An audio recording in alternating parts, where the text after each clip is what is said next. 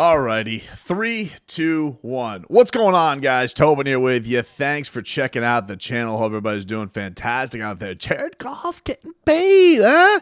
You know what's good for Jared Goff, man? I just seem to see. I don't see any takes. Dogging the Lions. Oh, how could you pay Jared Goff that much damn money? Everybody's just kind of like, hey, good for Jared Goff, huh? He goes out here and he's cast aside by what's his face, old Sean McVay, and he's like, I don't need you. You're no good quarterback. I'm going to go get Matthew Stafford. Turned out to be right on half of that because he ended up winning the Super Bowl with Matthew Stafford before the guy's arm exploded. But Jared Goff, been the Lions QB now, basically a throw-in for the last couple of years for the Lions, puts up monster numbers this year, and gets his team to the NFC Championship, helps get his team to the NFC Championship.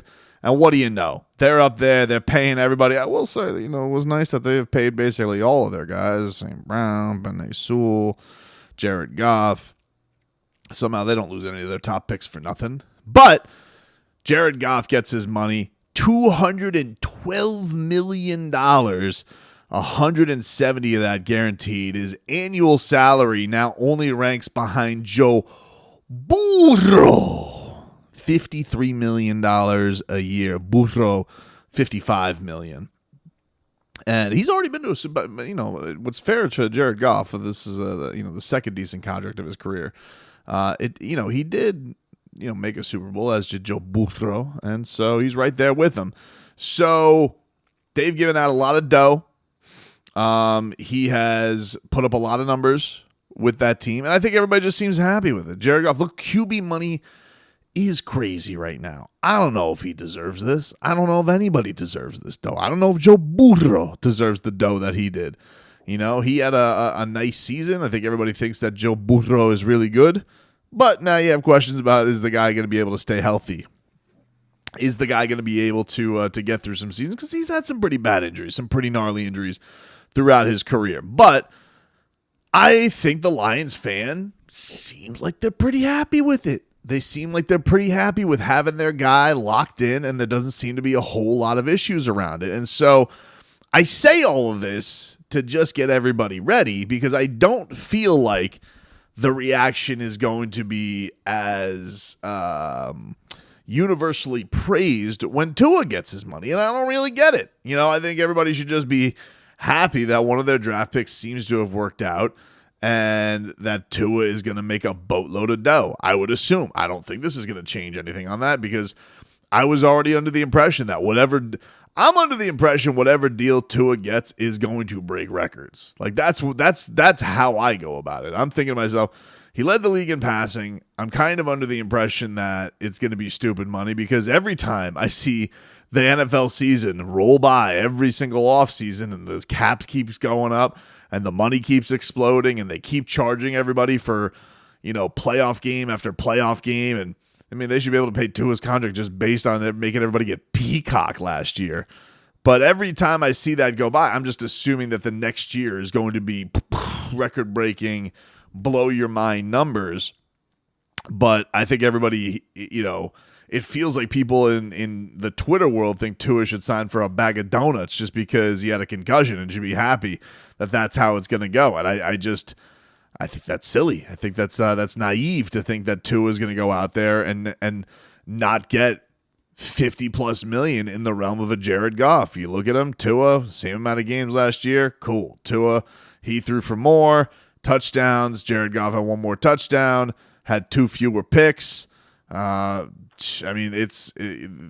rating is better. His completion percentage was better. Yards per throw was better. It's all of that stuff is matching up to say that Tua is going to get a monster deal. He's going to get a monster deal. And the coaching staff and the general manager really seem to like him. And I don't think this is going to be one of those things that gets universal praise like Jared Goff. Like, hey, good for Jared. Finally, it was in sports. It's kind of like, hey, good for Jared Goff. Good for everybody thinking that he was kind of a bum, that he was, that McVay was sitting here and propping him up. And now here he is with Man Campbell and the Detroit Lions, one of the feel-good stories in sports. They're thrilled to death with making the conference championship, and everybody seems merry. Now, if you are the ardent Tua hater, if you are a devil's advocate, as they say, because you think to yourself, well, it's the NFC. I mean, the NFC is much easier than the AFC. Let's be real about it. Jared Goff, who is the best quarterback that Jared Goff has to go through every single year? I mean, like, if you look at the AFC, Jared Goff has to go through the likes of Dak Prescott, Jalen Hurts, I guess Jordan Love now. You could probably throw him up there. Kirk Cousins and his old-ass ankle. And then Purdy. It's not exactly the murderer's row of, like, Mahomes, Jackson, even that bastard Josh Allen, Aaron Rodgers, Trevor Lawrence, who I don't even think is that good, CJ Stroud, even if you want to throw Deshaun Watson in there, Burrow, the whole lot of them, and obviously Mahomes, and even if we got to put old Justin Herbert in there, like the lineage and the list in the AFC seems a lot tougher than it does in the NFC. And Jared Goff, to his credit, that Tua does not have yet, playoff wins. Playoff wins, getting his team a little bit further down the line. Stacked team, nonetheless. Team with a ton of weapons. Maybe everybody else thinks that anybody could do it. I don't know. But it does feel to me like Tua's deal, whatever it may be, coming through when the monster numbers hit, it's going to have like a lot more backlash than, oh man, everybody wrote Jared Goff off. And here he is now with the second highest contract in the sport.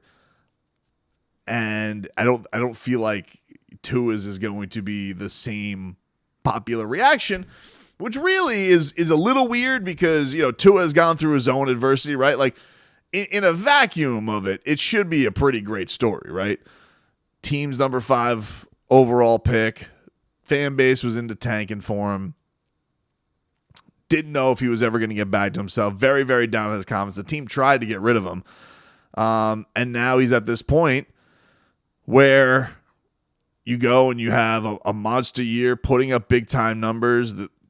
Yes, there were shortcomings this year that he had a part in, that the injuries had a part in, that the coaches' failures had a part in. They all kind of fell on the sword with it. I think if you look at this, though, like, should we be in this spot where we're just dismissing because you don't believe Tua has the capability of winning a playoff game? I don't know, man.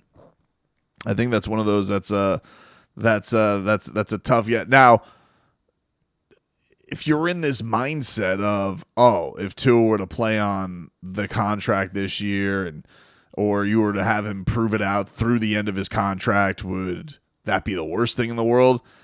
Yeah, but you know how this is. Like, what is more of a lightning rod for you? Is it going to be, hey, Tua, prove it to us one more year? Well, that doesn't seem very much in line with what they have publicly said about him, has it? It doesn't seem very much in line with Mike McDaniel saying we believe in him. We believe in him now more than we did in day one. And the same thing that has been echoed by Chris Greer.